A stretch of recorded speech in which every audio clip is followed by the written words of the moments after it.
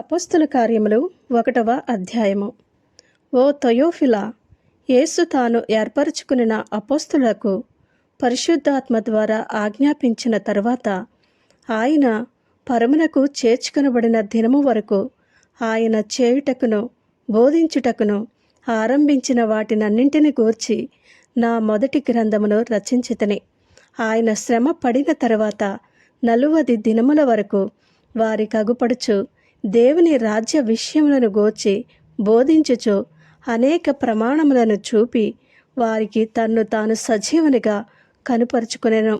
ఆయన వారిని కలుసుకుని ఈలాగు ఆజ్ఞాపించెను: మీరు యెరూషలేము నుండి వెళ్ళక నా వలన వినిన తండ్రి యొక్క వాగ్దానము కొరకు కనిపెట్టుడి. యోహాను నీళ్లతో బాప్తిస్మమిచ్చెను, కానీ కొద్ది దినములలోగా మీరు పరిశుద్ధాత్మలో బాప్తిస్మము పొందెదరనెను.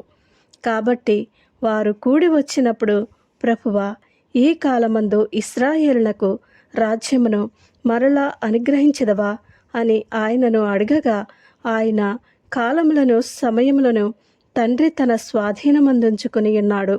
వాటిని తెలుసుకునుట మీ పని కాదు. అయినను పరిశుద్ధాత్మ మీ మీదకి వచ్చినప్పుడు మీరు శక్తి నొందెదరు గనుక మీరు యెరూషలేములోను యూదయ సమరయ దేశముల యందంతటను భూదిగంతముల వరకును నాకు సాక్షులై ఇందురని వారితో చెప్పెను.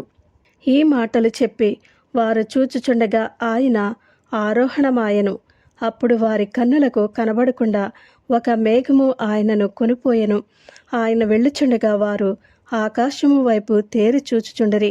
ఇదిగో, తెల్లని వస్త్రములు ధరించుకునిన 2 మనుష్యులు వారి యొద్ద నిలిచి, గలిలయ మనుష్యులారా, మీరెందుకు నిలిచి ఆకాశము వైపు చూచుచున్నారు?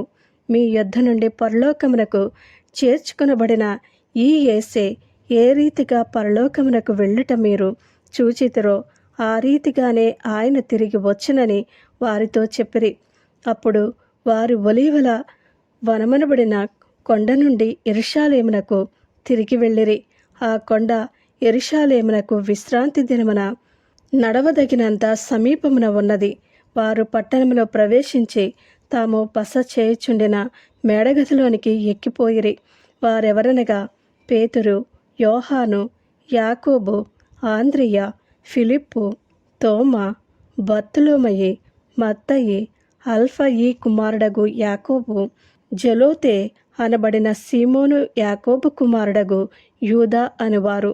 వీరందరూ వీరితో కూడా కొందరు స్త్రీలను, యేసు తల్లి అయిన మరియాయు ఆయన సహోదరులను ఏక మనస్సుతో ఎడతెగక ప్రార్థన చేయుచుండిరి.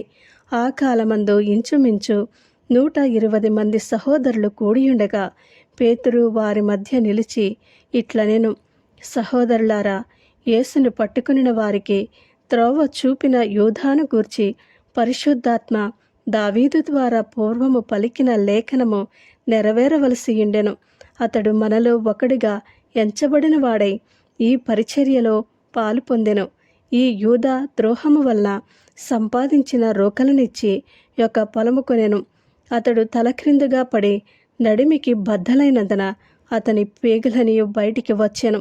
ఈ సంగతి యెరూషలేములో కాపురమున్న వారికందరికీ తెలియవచ్చెను కనుక వారి భాషలో ఆ పొలము అకెల్దామ అనబడి ఉన్నది. దానికి రక్తభూమి అని అర్థము. ఇందుకు ప్రమాణముగా అతని ఇల్లు పాడైపోవునుగాక, దానిలో ఎవడనూ కాపురముండక పోవునుగాక, అతని ఉద్యోగము వేరొకడు తీసుకునుగాక అని కీర్తనల గ్రంథంలో వ్రాయబడి ఉన్నది. కాబట్టి యోహాను బాప్తిస్మమిచ్చినది మొదలుకుని ప్రభువైన యేసు మన యొద్ద నుండి పరమునకు చేర్చుకొనబడిన దినము వరకు ఆయన మన మధ్య సంచరించుచుండిన కాలమంతయు మనతో కలిసి ఉన్న వీరిలో ఒకడు మనతో కూడా ఆయన పునరుద్ధానమును గూర్చి సాక్షి అయి ఉండుట ఆవశ్యకమని చెప్పెను.